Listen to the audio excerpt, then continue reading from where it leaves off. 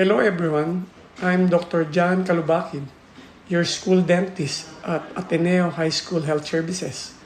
My goal is to help you take care of your teeth, answer any question you may have about oral health, and ensure your smile remains healthy and vibrant.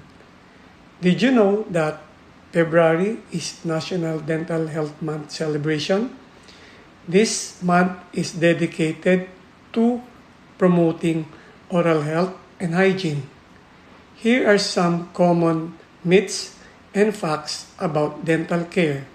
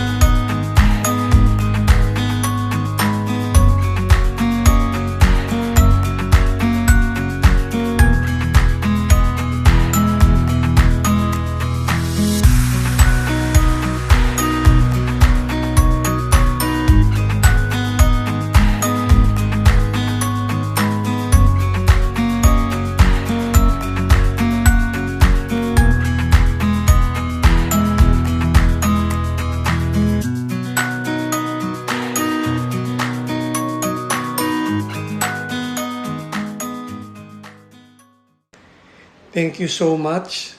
Hoping this will be helpful to all of you.